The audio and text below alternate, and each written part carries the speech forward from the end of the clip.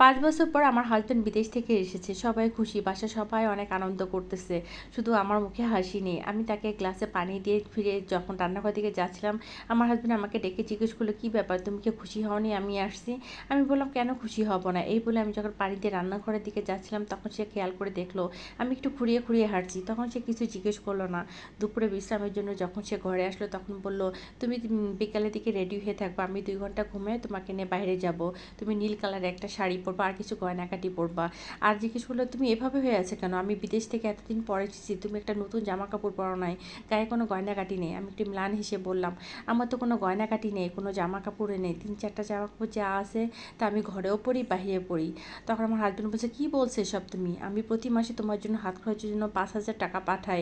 গত ২ মাস আগে আমি তোমার জন্য ১,০০,০০০ টাকা পাঠাইছি গয়না কেনার জন্য। সেই গয়না কোথায় আমাকে দেখাও।" আমি তখন আর নিজেকে ধরে রাখতে পারলাম না। চোখের পানি ছেড়ে বললাম, "আমার কাছে সত্যি কিচ্ছু নেই। না গয়না আছে, না ভালো কোনো জামা কাপড় আছে।" আমি তাকে আমার আলমারি খুলে দেখলাম, "এই দেখো তুমি, আমার কিছুই নেই।" সে তখন বলল, "তাহলে আমি যে টাকা পাঠিয়েছি সেই টাকার গয়না কোথায় গেছে? তোমার জন্য হাত খরচের টাকা পাঠিয়েছি সেই টাকা কোথায়?" আমি তখন বললাম, "আমি জানি না। তুমি তোমার মা আর বোনকে জিজ্ঞেস করো।" সে তখন চিৎকার করে ডাকে, "মা, মা" বলে। আমার শাশুড়ি তখন হন্তদন্ত হয়ে আসে। "কী হয়েছে বাবা? বৌমা তোকে কিছু বলেছে?"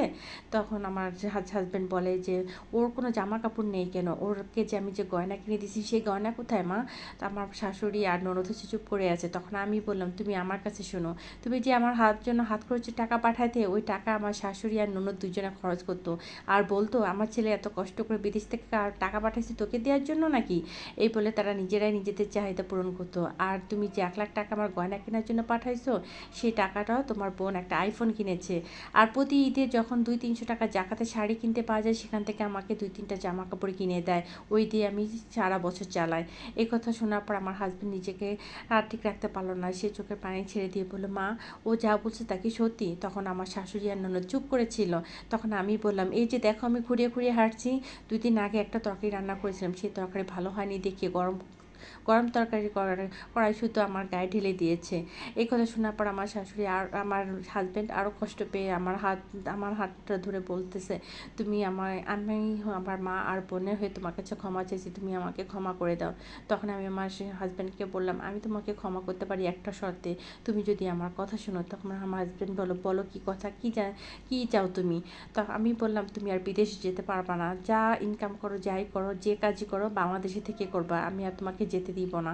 এই কথা শুনে আমার হাজব্যান্ড হাউমাউ করে কেঁদে ওঠে। সে তখন বলে, "ঠিক আছে, আমি এখন থেকে বাংলাদেশে থাকবো, তোমার কাছে থাকবো, সবাইকে নিয়ে থাকবো।" তারপর বলে যে, "তুমি রেডি হয়ে নাও, তোমার যা যা লাগবে সব কিছু আমি আজকে কিনে নিয়ে আসবো। যা যা গয়নাগাটি লাগবে সব কিছু কিনে নিব।" এটা আমার নিজের কোনো কাহিনী না, এটা একটা আপুর